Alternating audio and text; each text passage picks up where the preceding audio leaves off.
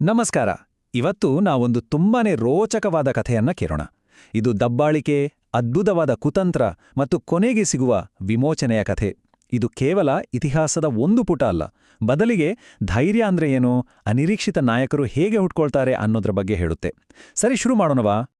ಒಮ್ಮೆ ಕಣ್ಣು ಮುಚ್ಚಿ ಪ್ರಾಚೀನ ಇಸ್ರೇಲ್ ದೇಶವನ್ನ ಕಲ್ಪನೆ ಮಾಡ್ಕೊಳ್ಳಿ. ಅಲ್ಲಿನ ಬೆಟ್ಟ ಗುಡ್ಡಗಳು, ಕಣಿವೆಗಳು.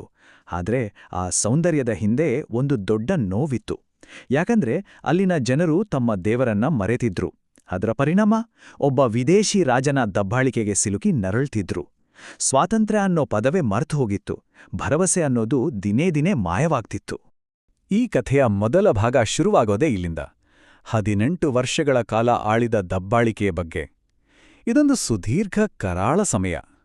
ಭರವಸೆಯ ಯಾವ ಬೆಳಕು ಕಾಣದಿದ್ದಾಗ ಒಬ್ಬ ರಕ್ಷಕನ ಅವಶ್ಯಕತೆ ಎಷ್ಟಿರುತ್ತೆ ಅನ್ನೋದನ್ನ ಈ ಭಾಗ ನಮಗೆ ತೋರಿಸುತ್ತೆ. 18 ಇದೇನೋ ಒಂದು ನಂಬರ್ ಅನ್ಕೋಬೇಡಿ. ಇದು 18 ಸುದೀರ್ಘ ನೋವಿನ, ಅವಮಾನದ ವರ್ಷಗಳ ಕಥೆ. ಮೋವಾಬಿನ ರಾಜ ಎಗ್ಲೋನನ ಆಳ್ವಿಕೆಯಲ್ಲಿ ಇಸ್ರೇಲಿಯರು ಪ್ರತಿದಿನ ಅನುಭವಿಸ್ತಿದ್ದ ಹಿಂಸೆಯ ಪ್ರತೀಕ ಈ ಸಂಖ್ಯೆ. ಹಾಗಿದ್ರೆ ಎಗ್ಲೋನನ ಆಳ್ವಿಕೆ ಹೇಗಿತ್ತು? ಅದು ಬರೀ ರಾಜಕೀಯ ಹಿಡಿತ ಆಗಿರಲಿಲ್ಲ, ಅದೊಂದು ಸಂಪೂರ್ಣ ಶೋಷಣೆ ಆಗಿತ್ತು. ಯೋಚನೆ ಮಾಡಿ, ಇಸ್ರೇಲಿಯರು ಕಷ್ಟಪಟ್ಟು ಬೆಳೆದ ಗೋಧಿ, ಆಲಿವ್ ಎಲ್ಲದರಲ್ಲೂ ದೊಡ್ಡ ಪಾಲು ಕಪ್ಪವಾಗಿ ಹೋಗ್ತಿತ್ತು. ಅಷ್ಟೇ ಅಲ್ಲ, ಆಯಕಟ್ಟಿನ ಸ್ಥಳ, ಖರ್ಜೂರ ಮರಗಳ ನಗರ ಅಂತಾನೆ ಫೇಮಸ್ ಆಗಿದ್ದ ಜೆರಿಕೋ ನಗರವನ್ನೇ ವಶಪಡಿಸ್ಕೊಂಡಿದ್ದ. ಇದಿಷ್ಟೇ ಸಾಲ್ದು ಅಂತ ಇಸ್ರೇಲಿಯರ ಹಳೆ ವೈರಿಗಳಾದ ಅಮ್ಮೋನಿಯರು, ಅಮಾಲೇಕ್ಯರ ಜೊತೆ ಕೈಜೋಡಿಸಿ ಹಳ್ಳಿಗಳ ಮೇಲೆ, ದಾರಿಗಳ ಮೇಲೆ ಸದಾ ದಾಳಿ ಮಾಡಿಸ್ತಿದ್ದ. ಯುವಕರನ್ನಂತೂ ಗುಲಾಮರನ್ನಾಗಿ ಮಾಡ್ಕೊಳ್ತಿದ್ದ. ಇನ್ನು ಆ ರಾಜ ಎಗ್ಲಾನ್ ಹೇಗಿದ್ದ ಗೊತ್ತಾ? ಈ ವಿವರಣೆಯನ್ನೊಮ್ಮೆ ಕೇಳಿ. ಎಗ್ಲಾನ್ ಸಿಂಹಾಸನದಲ್ಲೇ ಕೂತಿದ್ದ, ನೋಡೋಕೆ ಪರ್ವತದ ಹಾಗೆ. ಅವನ ಹೊಟ್ಟೆ ತುಂಬ ಹೊತ್ತು ಉಬ್ಬಿಟ್ಟ ಹಿಟ್ಟಿನ ಥರ ಅವನ ಬೆಲ್ಟ್ ಮೇಲಿಂದ ಸುರಿಟಿತ್ತು. ಅಬ್ಬಾ, ಕೇಳಿದ್ರಲ್ಲ, ಅವನು ಬರೆಯೊಬ್ಬ ರಾಜನಾಗಿರಲಿಲ್ಲ, ಅವನು ಹೊಟ್ಟೆಬಾಕತನ ಹಾಗೂ ದಬ್ಬಾಳಿಕೆಯ ಜೀವಂತ ರೂಪದಂತಿದ್ದ. ಅವನ ಆ ದೈತ್ಯ ಶರೀರವೇ ಅವನ ಕ್ರೂರ ಆಡಳಿತದ ಸಂಕೇತವಾಳಿತು. ಸರಿ, ಈಗ ಕಥೆಯ 2ನೇ ಭಾಗಕ್ಕೆ ಬರೋಣ. ಅನಿರೀಕ್ಷಿತ ರಕ್ಷಕ. ಪರಿಸ್ಥಿತಿ ಇಷ್ಟೆಲ್ಲ ಹದಗೆಟ್ಟಾಗ, ಎಲ್ರೂ ಹೋಪ್ ಕಳ್ಕೊಂಡಾಗ ಹೀರೋ ಎಂಟ್ರಿ ಆಗುತ್ತೆ. ಆದ್ರೆ ಈ ಹೀರೋ ನಾವು ಹೂಸೋ ಥರ ಇರಲ್ಲ. ಯಾರೂ ಅವನೊಬ್ಬ ನಾಯಕ ಅಂತ ಕನ್ಸಲ್ಲೂ ಅನ್ಕೊಂಡಿರಲಿಲ್ಲ. ಇಲ್ಲಿ ನೋಡಿ, ಇದೇ ಕಥೆಯ ಅತೀ ದೊಡ್ಡ ಟ್ವಿಸ್ಟ್. ಈ ಯೇಹೂದ ಅನ್ನೋನು ಬೆನ್ಯಾಮೀನ್ ಬುಡಕಟ್ಟಿನವನು. ಬೆನ್ಯಾಮೀನ್ ಅಂದ್ರೆ ಬಲಗೈಯ ಮಗ ಅಂತ ಅರ್ಥ. ಆ ಕಾಲದಲ್ಲಿ ಬಲಗೈಯಂದ್ರೆ ಶಕ್ತಿ, ಗೌರವ ಎಲ್ಲ ಒಳ್ಳೆಯದರ ಸಂಕೇತ. ಎಡಗೈಯನ್ನ ಒಂದು ಕೊರತೆ, ಒಂದು ದೋಷ ಅಂತಾನೇ ನೋಡ್ತಿದ್ರು.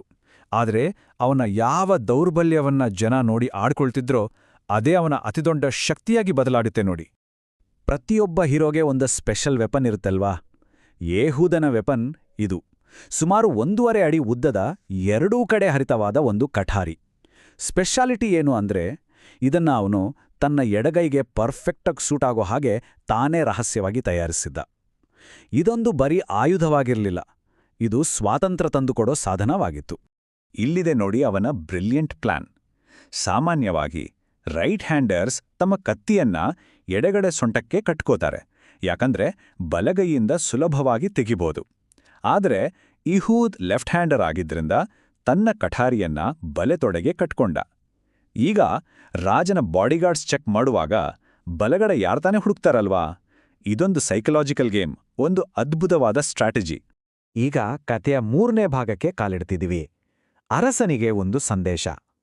ಕತೆ ಈಗ ಉಸಿರು ಬಿಗಿ ಹಿಡಿದು ನೋಡುವಂಥ ಘಟ್ಟಕ್ಕೆ ಬಂದಿದೆ. ಯೇಹೂದ್ ತನ್ನ ಜೀವವನ್ನೇ ಪಣಕ್ಕಿಟ್ಟು ಆ ಕ್ರೂರ ರಾಜನನ್ನ ಮುಖಾಮುಖಿ ಭೇಟಿಯಾಗೋಕೆ ಅವನ ಅರಮನೆಯ ಒಳಗೆ ಹೋಗ್ತಾನೆ. ಎಗ್ಲೋನನೇ ಆ ಅದ್ಧೂರಿ ಆಸ್ಥಾನಕ್ಕೆ ಹೋದ ಯೇಹೂದ್ ನೇರವಾಗಿ ಹೇಳ್ತಾನೆ, ನಾನು ದೇವರಿಂದ ಒಂದು ರಹಸ್ಯ ಸಂದೇಶ ತಂದಿದ್ದೀನಿ ಅಂತ. ಮೂಢನಂಬಿಕೆ ಜಾಸ್ತಿ ಇದ್ದ ಎಗ್ಲೋನನಿಗೆ ಇದನ್ನ ಕೇಳಿ ಕುತೂಹಲ ತಡೆಯಕ್ಕಾಗ್ಲಿಲ್ಲ. ಇದೇ ಮಾತನ್ನ ಬಳಸಿ ಯೇಹೂದ್ ಅವನನ್ನ ಎಲ್ಲರಿಂದ ಬೇರ್ಪಡಿಸಿ ಒಬ್ಬಂಟಿಯಾಗಿ ಸಿಗೋ ಹಾಗೆ ಮಾಡ್ಕೊಳ್ತಾನೆ. ಇದು ಬರೀ ಧೈರ್ಯ ಅಲ್ಲ, ಇದು ಬುದ್ಧಿವಂತಿಕೆ ಮತ್ತು ಧೈರ್ಯದ ಒಂದು ಪರ್ಫೆಕ್ಟ್ ಕಾಂಬಿನೇಷನ್. ಆ ಕ್ಷಣವನ್ನ ಸ್ವಲ್ಪ ನಿಧಾನವಾಗಿ ಕಲ್ಪನೆ ಮಾಡ್ಕೊಳ್ಳೋಣ. ರಾಜನ ಕೋಣೆ, ಬಾಗಿಲುಗಳೆಲ್ಲ ಬಂದಾಗಿವೆ. ಅಲ್ಲಿರೋದು ರಾಜ ಮತ್ತು ಯೇಹೂದ್ ಮಾತ್ರ. ಯೇಹೂದ್ ದೈವಿಕ ಸಂದೇಶ ಅಂತ ಪಿಸುಗುಟ್ತಾ ರಾಜನ ಇನ್ನೂ ಹತ್ರ ಹೋಗ್ತಾನೆ. ಮತ್ತು ಒಂದೇ ಕ್ಷಣದಲ್ಲಿ ಅವನ ಎಡಗೈ ಮಿಂಚಿನಂತೆ ಅವನ ಬಲತೊಡೆಗೆ ಹೋಗುತ್ತೆ. ಆ ರಹಸ್ಯ ಕಟಾರಿ ಹೊರಬರುತ್ತೆ ಮತ್ತು ಆ ದಬ್ಬಾಳಿಕೆಯ ಆಳ್ವಿಕೆಗೆ ಅಂತ್ಯ ಹಾಡುವ ಹೊಡೆತ ಬೀಳುತ್ತೆ. ಆ ಹೊಡೆತ ಎಷ್ಟೊಂದು ನಿಖರವಾಗಿತ್ತು ಅಂದ್ರೆ, ಕಟಾರಿಯ ಬ್ಲೇಡ್ ಸಂಪೂರ್ಣವಾಗಿ ಮಾಯವಾಯಿತು, ಅವನ ಮಾಂಸದ ಮಡಿಕೆಗಳಲ್ಲಿ ಮುಳುಗಿಹೋಯಿತು. ಈ ವಿವರಣೆ ಆ ಘಟನೆಯ ಕ್ರೂರತೆ ಮತ್ತು ಅದರ ಅಂತಿಮ ಪರಿಣಾಮವನ್ನ ಕಣ್ಣಿಕಟ್ಟಿದಾಗೆ ಹೇಳುತ್ತೆ. ಅದು ಕೇವಲ ಒಬ್ಬ ರಾಜನ ಹತ್ಯೆಯಲ್ಲ, ಅದು 18 ವರ್ಷಗಳ ಶೋಷಣೆಯ ಅಂತ್ಯ. ಇನ್ನು 4ನೇ ಭಾಗ, ಹೊಳೆ ದಾಟುಗಳಲ್ಲಿ ಜಯ. ಅರಮನೆಯ ನಿಶ್ಶಬ್ದ ಉದ್ವಿಗ್ನತೆಯಿಂದ ಕಥೆ ಈಗೊಂದು ದೊಡ್ಡ ಯುದ್ಧದ ಕಡೆಗೆ ಸಾಗುತ್ತೆ. ಒಬ್ಬ ವ್ಯಕ್ತಿ ಹಚ್ಚಿದ ಕಿಡಿ ಈಗ ಇಡೀ ದೇಶದಲ್ಲಿ ದಂಗೆಯಾಗಿ ಹೊತ್ತಿ ಉರಿಯೋ ಸಮಯ.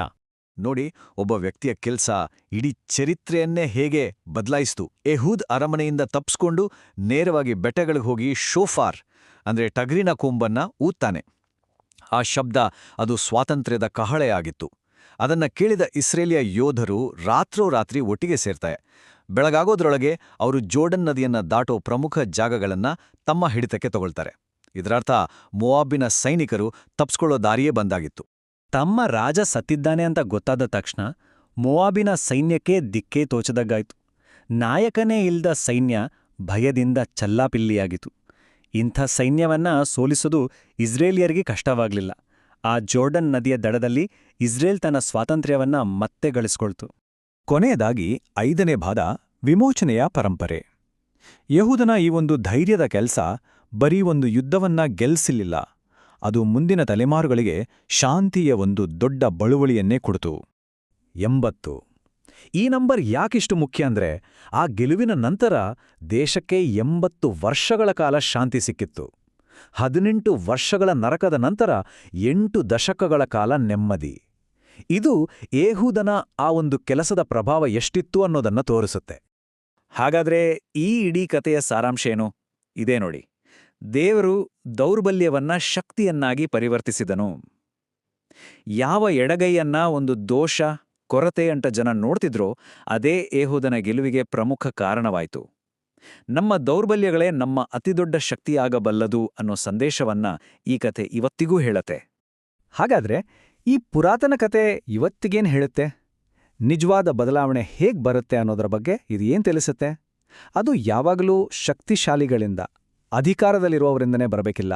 ಬದಲಿಗೆ ಯಾರನ್ನ ಸಮಾಜ ಕಡೆಗಣಿಸುತ್ತೋ, ಯಾರನ್ನ ದುರ್ಬಲರು ಅಂತ ಅಂದುಕೊಳ್ಳುತ್ತೋ ಅಂಥವರಿಂದಲೇ ದೊಡ್ಡ ಬದಲಾವಣೆಗಳು ಸಾಧ್ಯ. ಈ ಬಗ್ಗೆ ಒಮ್ಮೆ ಯೋಚನೆ ಮಾಡಿ ನೋಡಿ.